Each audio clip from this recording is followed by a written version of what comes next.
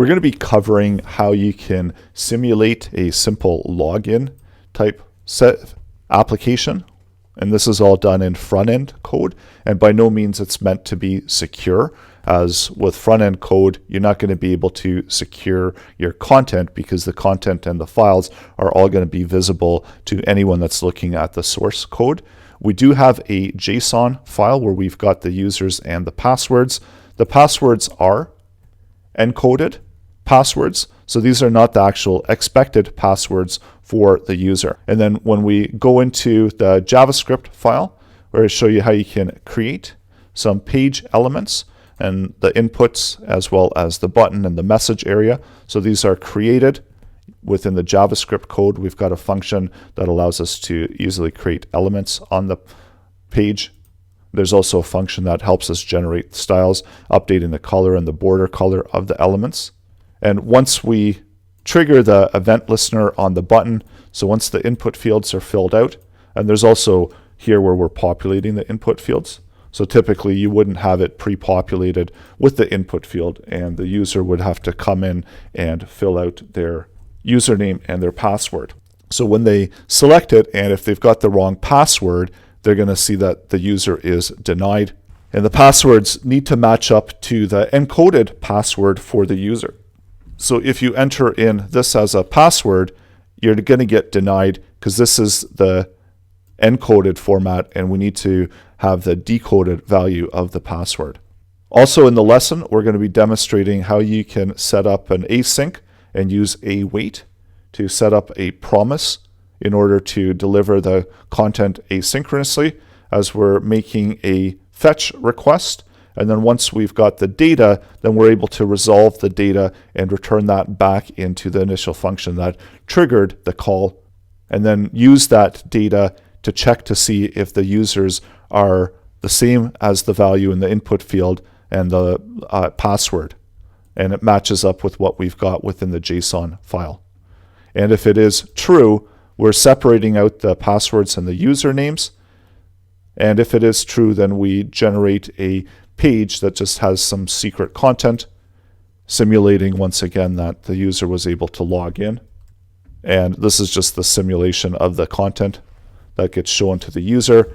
If they're not able to log in, then they're just going to get a denied message. So if their password and their user message doesn't match up with the JSON data, they're going to keep getting a denied until they match up with that user data.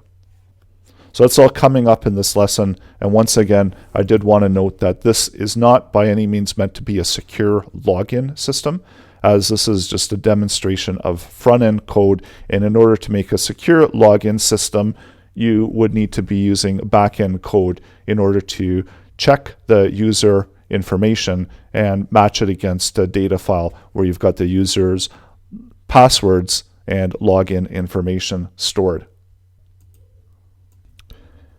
Created an HTML file. I'm going to link it to the app19.js, so linking it to our JavaScript file as a source for the JavaScript code. And then I've also created a data19 JSON file. So this is going to serve as our JSON file that's going to contain the user name and the password. And this is where we're going to be comparing that login information. So we've got an output area here that we're going to be adding page elements to, and that's going to be the input, the password, as well as a button to submit it, and then we can do the check. So going into the browser, I've got it opened on the right-hand side. I'm going to go ahead and open up the dev tools so that we can interact and we can see the console content from the JavaScript code. So open the JavaScript file and we'll select the element. So selecting the output element using the document and query selector, select the element with a class of output. So it's going to give us essentially our main container where we can add elements to. We need to have 3 elements that we want to have on the page. The first one is going to be the user name. So using the document, and let's create an element. And the element that we're creating is going to be an input field. The next element that we are going to need is a user password field, and this as well will create that element. So create it dynamically, and this as well is going to be an input field, and we'll set the attributes for that. And then the last one is going to be a button. So we need to create that one as well. The same way, we're using the document create element, and we're creating a button element. So when the button gets clicked, we're going to submit, and we're going to check to see the username, the password against the data within the data file. So let's add these elements first off to the output page. So we can just do an output append. So append the elements that we created, and we can just append all three of them the same way. So user, password, and then also for output, let's append the button. So that adds all of them to the page. Now what I'm going to do is, because we're creating the three elements and then we're also appending it to the same place, let's simplify the code, and we'll create a function that's just going to be called adder. And this way we can dynamically append it to whatever the parent object is and the type of element it is. So we call it element type. And what this will do is this will return using the document, and actually I'll do it on a separate line. So it'll create an element using the document create element, and it will create whatever element type we've passed into the function, and then it will append it to the parent and return back the element to the page. So this is just a way that we can simplify the code that we have here above and have that all within three statements, where we have a separate statement that will handle all of what we've got here. So let's add that information in, where instead of doing the document create, it's just going to clean up the code a bit, where we'll set the adder, and the adder is going to be sending it to the output object, and the element type is going to be input. And let's update these statements as well. Now this is going to do the exact same thing, so we don't have any changes in the output, but it just gives us a way to separate the logic of the code and create a cleaner looking code that we're outputting. I'm also going to add in another parameter here, and I'll call that HTML. So if there is a value for HTML, and for these I'll just use a Boolean value of false because we don't have any HTML that we're adding into these because they're input elements. But if we do have some HTML there, then we're going to add that. So we'll have a condition to check to see if HTML, and if HTML is there, then we're taking the element and we're updating the inner HTML of the element with whatever HTML we've passed in. So that allows us to write to the element object. Let's add in another parameter where we can set the attribute. So this will be whatever the attribute that we want, and we'll take that as another argument. So for this one, the attribute is going to be a text input field. For this one, the attribute is going to be a password input field, and for this one, the attribute is going to be false because it's going to be a button, so we don't need to add in any attributes to that element. So check, just as we did with the HTML, we check to see if there's an attribute, and if there is, then element set attribute, and the attribute that we're setting is the attribute, and this is all going to be type, and then adding the value of the attribute. And I put too many T's there. So I threw the error because there was just a misspelling. So let's double check and see that we've got the right type for the elements. You can open up the source code, and within output we've got type for input text, and then we've also got the button. And also let's just make sure that we can select the elements property. So we've got a user named object, and instead of append we need to use append child. So that will do a return on that element object. So let's update that, and now we've got the correct element selected.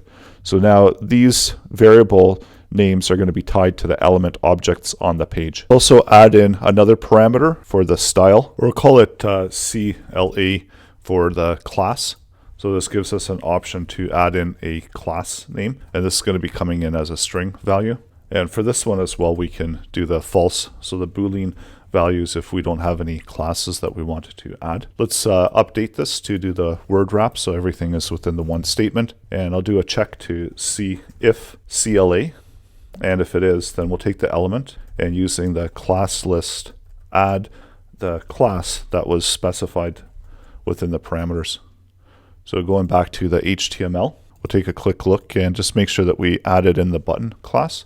So that's been added. So that gives us an opportunity to the dynamic elements where we can apply some styling to it. And I'm going to update just the display to block display so that it moves to the next line.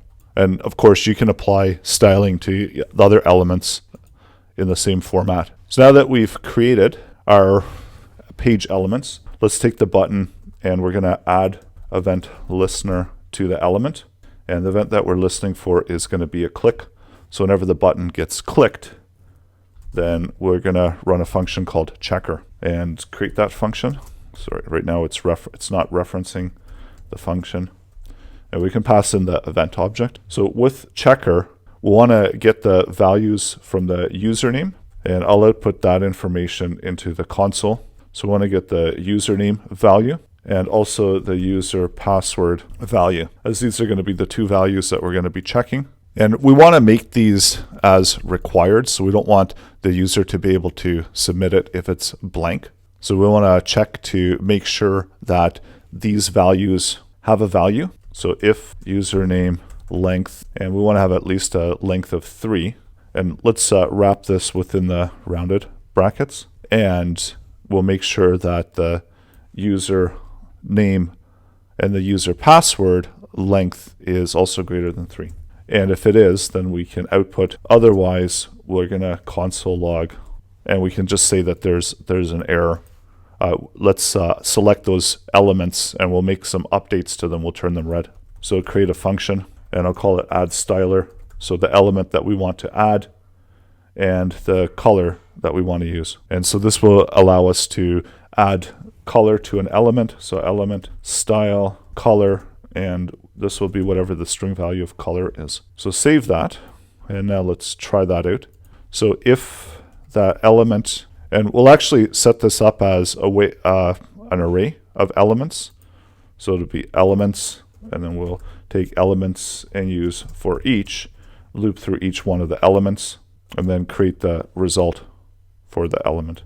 So again, to make the code a little bit easier to read, if we use an array, then we can set multiple elements. So the elements that we're setting is going to be within the array, and that's going to be the username and user password elements. And the color that we're adding to it is going to be red.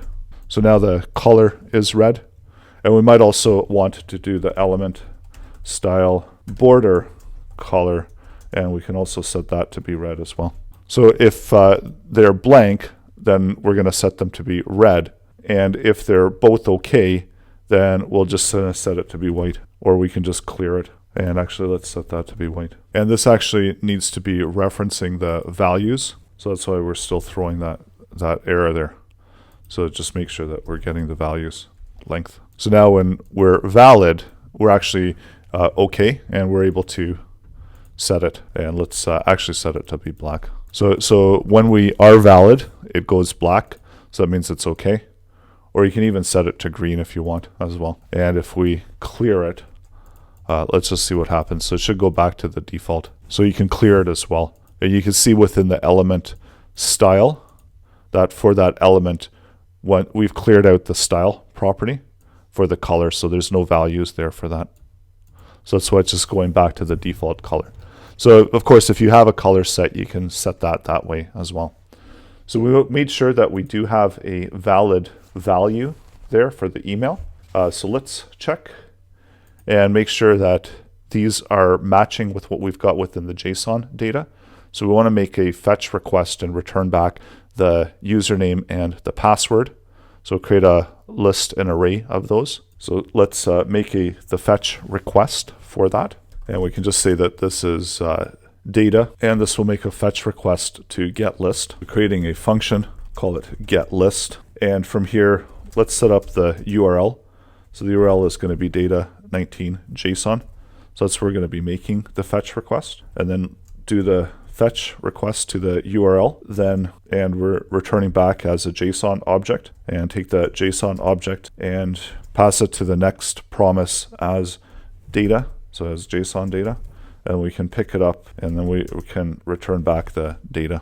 And if we throw any errors, we'll catch the errors within an error object, and for the error object as well, we can output that into the console. And we do want to return this back as data. And then within the data object, let's construct our list of items, so that these are going to be a user and then the password, and we can just maybe reference it as pass, and this pass will just be 123. And let's create a few users so we get a full list, and we can keep the password the same and save that. So now when we do the login, and let's we can do the fetch request with the list, and we'll console log the data as it comes in.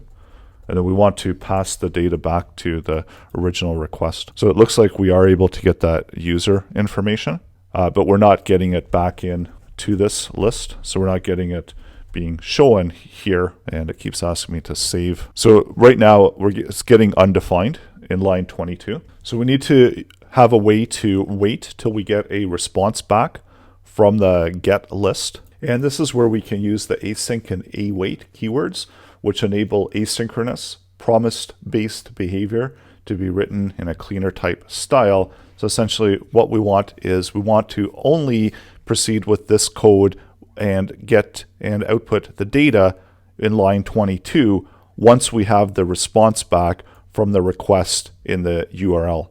So let's update that and just make sure that we do have that data and set that value where we're going to run a async function, and this function is going to run the call. So within here, we're going to add in the call, and then we can have the await as well. So within the console log, call is made here, and we can track that within the console. And then once we get the data from the get list, we need to prefix it with await for the sync to happen. So once we get the content back, then we can use it within the data value. So let's see how that works. And also for that, I'm going to actually add in some values for those, so we don't have to constantly be populating that information. And of course, you won't need values if you have it actually within production, but this is just for testing that we're going to be setting these values, and set it as 1, 2, 3, 4. So we make the request, and we need to actually initiate this call. So we're setting up the function.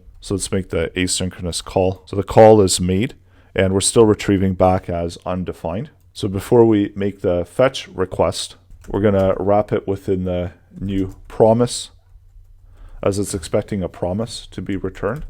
So if the promise resolves, that's what we're going to have wrapped within the fetch request. Instead of return data, we'll resolve the data value. So make an update there. So now we're finally able to get the data in line 26, which is where we want to make use of that data.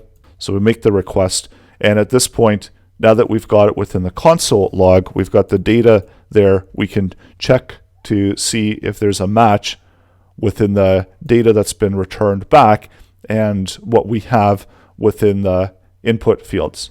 So let's use the data, as this is going to be an array, and loop through each one of them. And we can just call it user and check to see if there's any matches here. So this is going to be just a simple condition. We'll check both of those values to check to see if the user, and that's actually going to be user is equal to user name value. And if it is, then we can log out into the console user match. And we can have a separate condition to check to see if the password matches, where we've got the user password value, and this is going to be as pass when we get the JSON data back, and for the within the console password match. So we want both of those conditions to be true in order to see if we finally we get a match. So let's make those conditions true, where we're using the name Laurence and the password 123. So that should match up with what we've got. So we do end up with the match. So here we can set the value of, and this can be an array.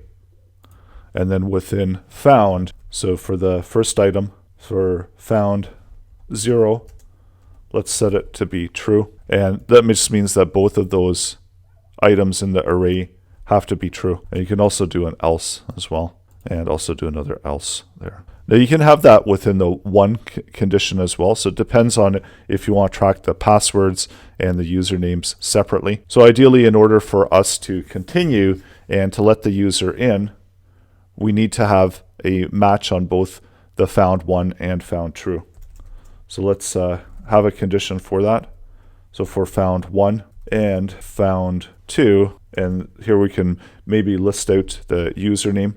I'm just using the backticks there for the template literal, and we can say that username allowed, else users not allowed. So whatever the username, and we can just put denied. So let's see what happens when we try to do the login. So Laurence is allowed, and then the rest of them, they're not going to be allowed. So test is denied and Larry is denied. So that means that we just basically didn't find a match. We can comment out, and we only really need to focus on the allowed. So if the user is allowed, then we can take whatever action we want here, allowing the user to enter in the rest of the page content. So this can make a request and load the secret page content into the page. So basically we'll take output inner HTML, and we can also update it to the backticks and say something like welcome, whatever the user is. And maybe we want to set this as an H2. So close it off, and then as a div, and then just have our secret content. And this could also redirect to another page. And if we enter in the wrong password, it's just going to have the access denied. And we can also create a message area, and using that same adder, we're appending it to output. This can be a div for the HTML. We can just say the response. So we don't need anything in there right now. And false, and false. And now within the message, and this actually needs to be comma separated, and save that. So now we can output, instead of doing it into the console, let's type within the message inner HTML and provide that information that the user's denied. So if we're allowed in, if there is a match, and here we get that Larry is denied. So we actually don't need to write that there, where as we loop through the data, this is just going to be that if they don't have the output of found, then we just simply deny the user. So we can have a separate condition and just have OK and else. So here they can have the user denied, and then this can just have user. So let's set up a variable here for let OK.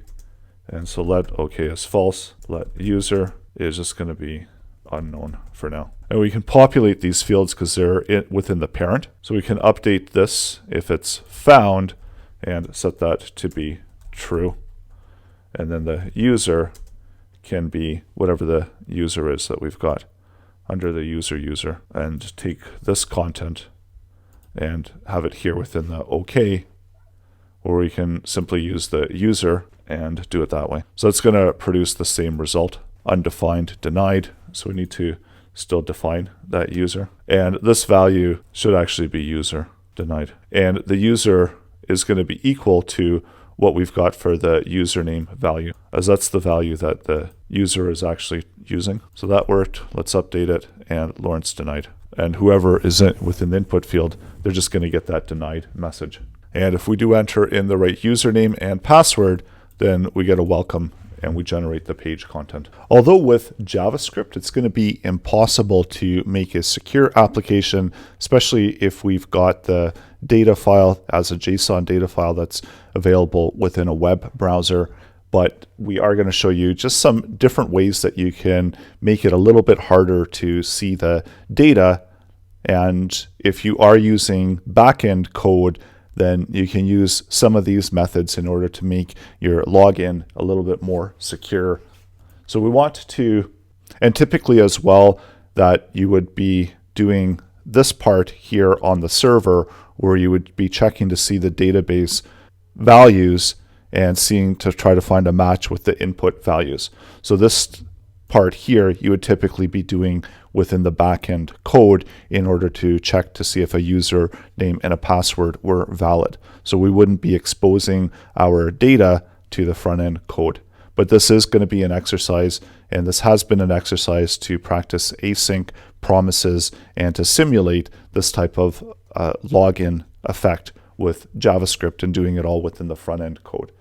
So let's do one more where we're going to be encrypting the usernames and the passwords and matching it with an encrypted file.